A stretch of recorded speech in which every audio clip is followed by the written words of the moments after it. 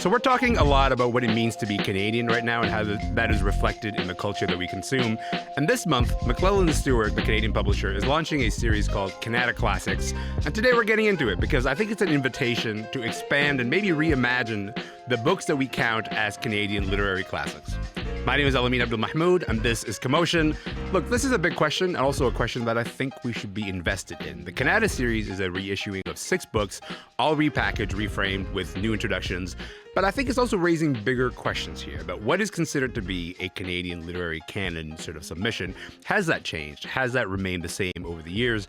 To get into all of that, Jael Richardson is here. David A. Robertson is here, and Martha Sharpe is here. Hello to all of you. Welcome to the show. Nice to have you. Hi, Hello. thanks for having me. Oh, this is a nice time. Jael and Dave. I was going to say, like, this is also the thing that happens when you get Canadian literary people in a room. They go like, oh my gosh, I haven't seen you in a while. We're not doing that because we're reimagining the canon right now.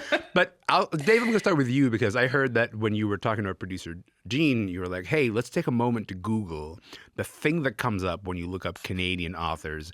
Can we all just like try to guess what came up when you look up Canadian authors? Jael, what's your guess as to like what came up? Wow. First guess would be Margaret Atwood. Correct. Yeah, you're not wrong about that. David, what else came up? Just, the rows of a bunch of white writers. Okay. So that's what came up. Yeah. Rows of... I like that. Dave's like, let me summarize it for you really quickly. This is the thing that came up. Martha, what are the other names you imagine would have come up in that list? Gabrielle Roy. Yeah. Robertson Davies. Mm-hmm. I would hope. Andre Alexis. You think this came up in the first I don't. 10? Okay. But I don't. I was like, Andre Alexis. Andre's way down on the And he's a giant. It's You know what I two mean? Like, A's. It's 2 A's. Oh, you're thinking alphabetically. I see what you mean. So we're talking about like Mordecai Richler. We're talking about Margaret Atwood, Margaret Lawrence. Lawrence. The Margarets. Yeah. And those are the names that you should have, like, I think, expect and imagine would come up. And I think the reason we're kind of starting there is because, like, I'm curious about people who buy books, who say, you know what, I'm going to go out there and get an important Canadian book. Martha, you're a publisher, you're a bookseller. I'm curious if that's how people behave. Do they, open the door and say, hey, I'm looking for a popular Canadian author? Yeah. Is that what people ask you for? Yes. In fact, I was just reading a Google review from our Queen Street location, Flying Books at Neverland, 371 Queen Street West, not far from here. Yes. And a couple of customers came in the other day. They're not from Toronto. I don't know where they're from. They didn't say. But they were really happy to have been directed to some books by Indigenous Canadian authors. Mm-hmm. So, and I think that is what a lot of people from other countries, places, they want to come and find out what are the popular Canadian books right now, and they're especially interested in Indigenous writing. What I like about that is that, like, there is, I think, an invitation that is an open invitation for all of us, sort of like reimagine and rethink about the important Canadian writers or the people who are sort of shaping how we think about Canada right now. And Jael, there's no like official document that says like, hey, these are the books that are part of the canon. So why hasn't that changed that much in the last few years? Why do you think canon kind of feels a little bit resistant to change, you think? I think the canon is changing. I think what people are reading is changing. I think people finding books is always a challenge. Like the fact that people have to go into an independent bookstore to find it when they've come here as a visitor. I always say, like, I wish our airports were full of Canadian and Indigenous titles. If people are traveling and they're coming through, all they should see is what's born, created, and written here. And so I love to think about that kind of like, I love what Martha was saying, people coming looking for those titles. And I think it's because our independent booksellers are really good at hosting that kind of information. And I wish it was across the board. I think that one of the things I think about with Canadian literature that's tricky is I think about the books that I read when I was in school. I think about, Margaret Atwood's and the Margaret Lawrences. I remember reading Stone Angel. And one of the things I found really interesting is I was always so angry that canlit was like super white or like super kind of dry. And one of the things that I came to understand in terms of what I think defines canlit is that Canada is this vast landscape. It is a particular character in a book that's very, when you write Canadian stories, the land itself is part of the book. It's part of the story. It's a character. And it's why I think we've been missing Indigenous titles for a very long time. And when we look at those like historically Canadian voices, they're great examples of like landscape literature in a lot of cases, like really pouring into that. But what's missing are the voices of the original inhabitants of the land. What's missing are the people who have arrived and told stories of what it means to come from a very different climate and arrive on this land. And I think that that's what it's not so much that it's bad what we had before, what was in a canon. It's that we really need to talk about what was missing and why it was missing and how to make the canon continue to evolve in a better way. Two things that come up for me. One is I don't want to give the impression that I'm anti-canon, because I'm actually really not. Like, I think it's really important to sort of have a framework for saying these are the books that sort of inform how this place thinks about itself. And the thing that you just said there, Jael, is this idea of like so many novels about land and about sort of this space that we inhabit. That's the thing that Northrop Frye was trying to get at when he sort of coined the idea of garrison mentality, that like so much of Canadian literature is shaped by being either like, okay, we're either against the weather or against the land or against Americans. And Margaret Atwood sort of expanded that idea into like a sort of a history of survival literature that we have in this country. But you're right to say that that has not included the original inhabitants of this land. And so like that is an entirely different frame, because a garrison mentality suggests that you're against this thing. Whereas like that's not the only perspective that is, available here. And so that I think brings us a sort of a nice transition to talk about the Canada Classics book. So McClellan Stewart is going to plan to reissue 6 books every year for the next 3 years or so. You have 3 Indigenous authors, 3 non-Indigenous. The books this year, just so I should name them, Nishka, Jordan Abel, Half-Breed by Maria Campbell, Bear by Marion Engel, which you have with you right there, Martha. We're going to talk about that in a moment. Island by Alistair MacLeod, and Rue by Kim Toohey, and lastly, Medicine Walk by Richard Wagamese. Dave, each one of these includes a new introduction by a Canadian author. You wrote the introduction to Richard Wagamese's Medicine Man, but I've read other books by Richard Wagamese, but not this one. Tell me about it. Tell me what sort of like drew you to be a part of this project, but also this book specifically. Well, I mean, I talk a lot about the writers who came before me and how they opened doors for us to do what we're doing today as Indigenous writers. And Wagamese is definitely one of the iconic, Canadian writers, especially, Indigenous writers that I really looked up to for a lot of years. And Medicine Walk is one of his really great books. It just tells the story of Franklin Starlight as a young teenager. It's a prequel really to Starlight. He's going with his dying father, Eldon, on a journey to a burial site in the mountains. He wants to be buried in the traditional Anishinaabe way, and they kind of travel through the wilderness. And Eldon, as they go along, reveals his past, including experiences in the war, struggles with alcoholism, all to Franklin. And it's a story about reconciliation, of healing, of understanding as they confront their past and their mortality. And it's a novel about land, it's a novel about identity, and those are a couple of things that Wagamese did in a lot of his works, and he did it really beautifully here. And I was very honored to be able to write the foreword for this book. The reason I'm asking about that is because I think there is a conception of when we consider sort of like Canadian literary giants, they've won all of our prizes. They've won a Giller, they've won a Governor General's Award. Richard didn't. In his career, he didn't. David, between you and I, we have 2, and you've won both of them, which is grateful for you for doing all that work. But how do you see this book fit into like this idea of a Canadian classic? Well, awards have nothing to do with it. First of all, awards are context, timing, of course, quality. But, this is a book that I think is reflective of the makeup of the literary landscape, Canadian landscape here in what we now call Canada. And it's a book that is it's beautifully written. It touches on some really important touchstones in literature that I think are paramount to talk about: our connection to land, identity, reconciliation, healing, all these things. And it's a book that was really, I think, underappreciated when it came out. And this is an opportunity to really lift it up and lift Richard up for the incredible writer that he was, and he continues to be. And if we can introduce more people to him and his work, I think that is something that he deserves. Jael, I'm going to come to you in a moment to sort of just generally talk about this list as a whole. But Martha, you've got a copy with you of Bear, and I know you're really excited to talk about it. Why Bear?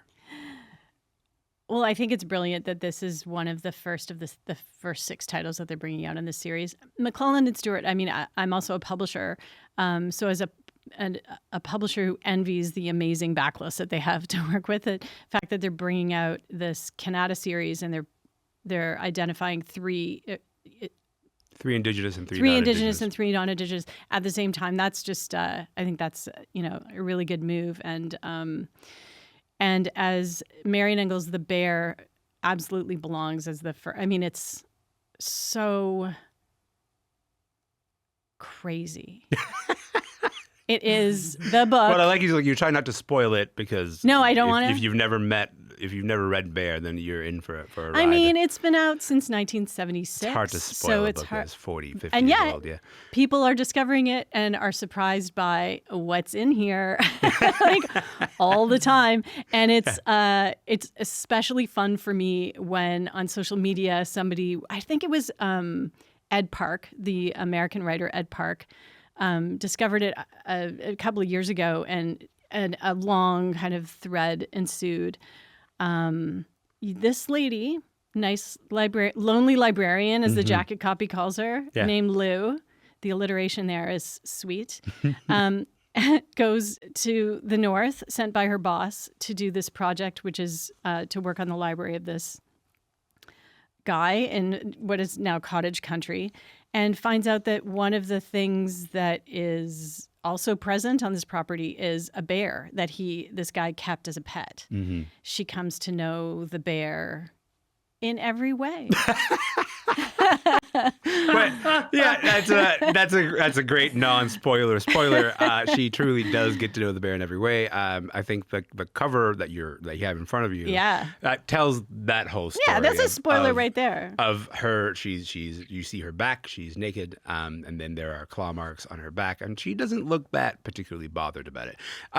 Jael, when you see a list like the Canada Classics, what are the things that are coming up for you? Like, what are you thinking about? Because I know you think a lot about just the curation of authors in general.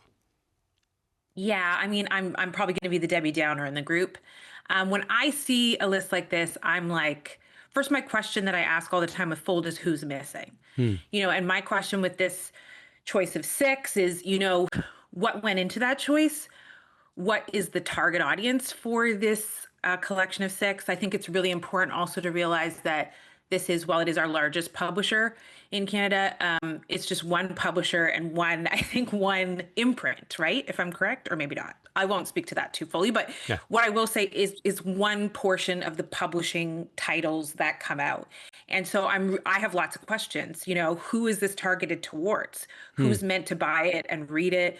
Was that thought about when the 6 were picked? What's the audience, and what are we giving them and not giving them with this list? Are we looking at all of the titles collectively to see, who's missing even over the next 3 or 4 years as you plot it out?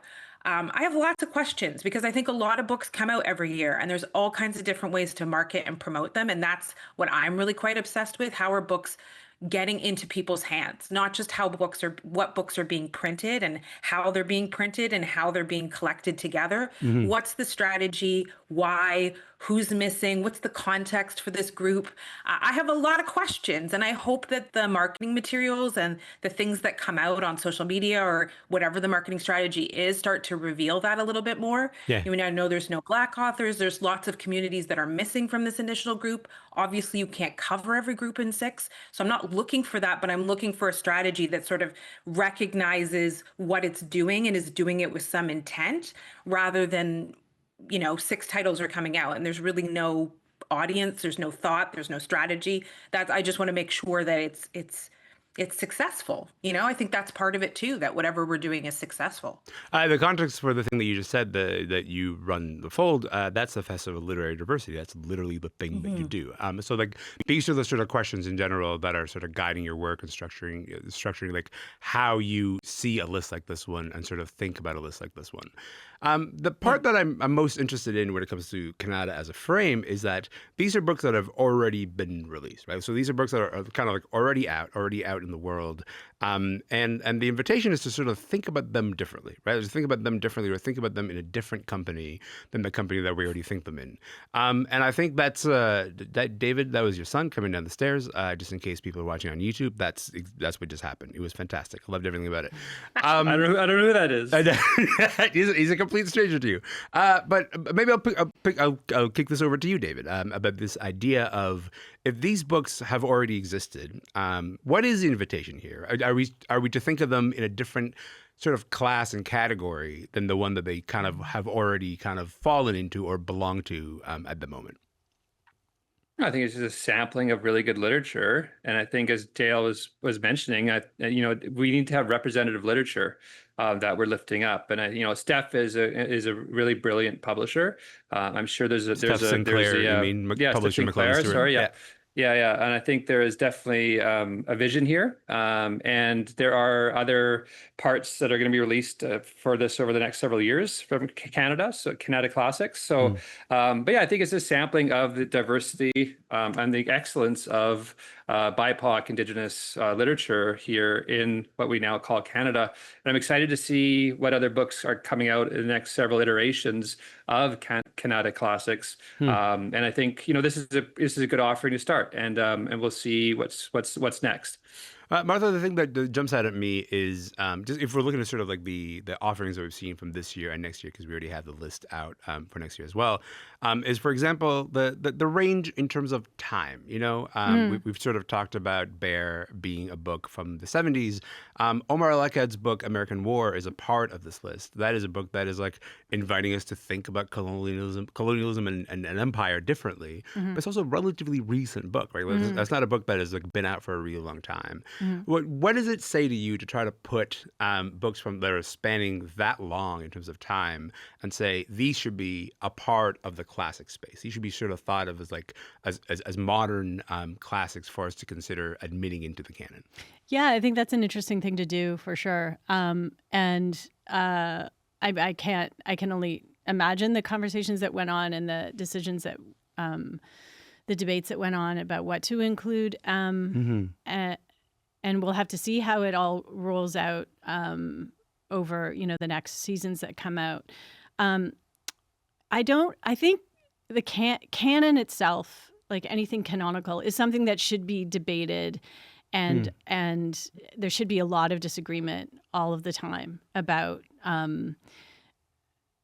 what it is, who gets to decide it, how it's formed, who's in it, who's not. Jael's points are absolutely, I'm completely agree. Jael, I guess maybe same question to you, in terms of like the idea of like spanning time, but also spanning space, right? Because when you sort of think of the larger set of canon books, I think like most of them sort of do concern the settler experience. I think like the disruptions to those are including narratives like Rue, for example. Like the offering of Rue says, no, we cannot actually like center that settler experience that much. There is so much Indigenous experience that needs to be included in the canon. There's also so much immigrant experience that needs to be included in the canon.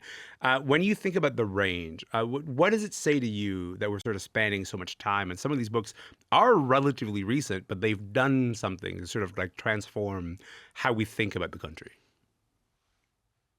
Yeah, I mean, I think that time really isn't the most relevant piece when we're talking about canon or classic. I think it may influence familiarity, and that's one thing that you want to think about. Do you want books that are super familiar to people, or do you want books that are maybe new to people?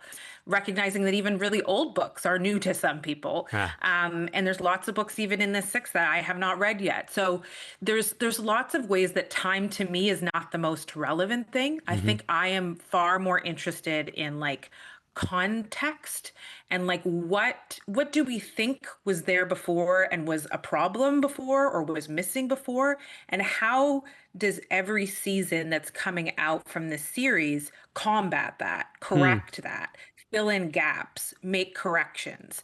That's what I think something like this can do. And I think it should be clear to us as readers why that is, because one of the challenges for readers is we got lots of books to choose from. We got lots of things competing. So I want to know, like, why should I put down my very large TBR pile and go back and read any of these titles, whether super recent or super old? What is the thing I'm supposed to get or that I missed when this title originally came out? I think that's what's really important for me, is like the context that we're dealing with now versus the context that we had before, and how they're working together or against each other. I'll tell you what keeps growing my TBR pile is the fact that Dave can't stop publishing books every 5 minutes. Yeah, It's very right? infuriating. There's people like that. Yeah, I know. Right? We're It's- dealing with this, and then you're it's- telling us to go back and read these other titles. He's had 9 What are we books doing? this year, and it's July. Elamin's, Okay, Elamin's canon is my literature, my canon. yeah, exactly. Yeah. My sure. catalog. Your entire catalog. All 35 books. I'm on it, Dave. Okay, with the last few minutes that we have here, I just want to go around the table and get a recommendation from each of you that you think should be absolutely considered a Canadian classic. Dave, I'll start with you. Well, I think a book that is maybe overlooked and a lot of people haven't read yet, but is iconic, is April Raintree by Beatrice Maisonnier. It was published originally by Beatrice Culleton. Her last name changed, but it's a story of, it deals with the foster care system, which I think is a huge issue here in Canada, especially for Indigenous children. It came out in the early 80s. About this sisters, April and Cheryl, and their experiences in foster homes in Manitoba. It deals with the impacts of foster care and the displacement of culture, language, identity, and it is a vitally important book. Not enough people have read it. However many people have read it, not enough people have read it. So I would say April Raintree is one that I would suggest. Martha, over to you. What do you got? 15 Dogs, Andre Alexis. Nice. Yeah. Great Toronto book. And also, like, I'm the animal lady, I guess, today. Bear, 15 dogs, and these dogs gain human consciousness. Yeah. And it's just a brilliant, funny, and Andre is, just a superb writer, internationally recognized. Absolutely canon worthy for sure. then over to you, Jael. What do you got, pal? These guys like stole some of my ideas and I'm having They to did. improvise. I'm so sorry. Okay, so here's my thing with the canon. What I will say is I'm actually more interested in which authors should be in the canon. Get in there. Rather than like Yeah. a particular title. So like I feel like Lee Miracle is someone that I want to give a shout out to, and Dion Brand are two authors that I feel like I don't care which book you pick up, just make sure you know them, you know their stories, you know their books, you get excited by them. So I'm just going to drop those two names out there. So it's like you're not even given a book. Are you like, here's the entire book cabinet? That's the recommendation. Well, you started with David saying the names he sees when he Googles, and Yeah. I would like to see Dion Brand, Lee Miracle at the top of that list when you Google Canadian authors. I mean, I think Lee would be like, I don't want the Canadian title, so maybe Turtle Island authors. Yeah. But She you know would. what I'm saying? Like, do you know what I'm saying? Yeah. I feel like I want to see her up there with her getting her flowers. I'll tell you who I do want to see at the top of that list is Jael Richardson herself. Let's get that name on top of the list. Okay, I want to say thank you to all of you. I appreciate your time. You guys are a delight. Thank you so much for being here. Thank you, Elamin. Oh my Nice to gosh. see you Thanks, guys. Elamin. Yeah, thank you. you. Thank you so much. Jael Richardson is an author and executive director of the Festival of Literary Diversity. David A. Robertson is an author. He's based in Winnipeg. Martha Sharpe is the owner and publisher of Flying Books in Toronto. Me, I'm just some guy. But my name is Elamin Abdelmahmoud. This show is called Commotion. We are going to be back tomorrow, and we would love to see you then.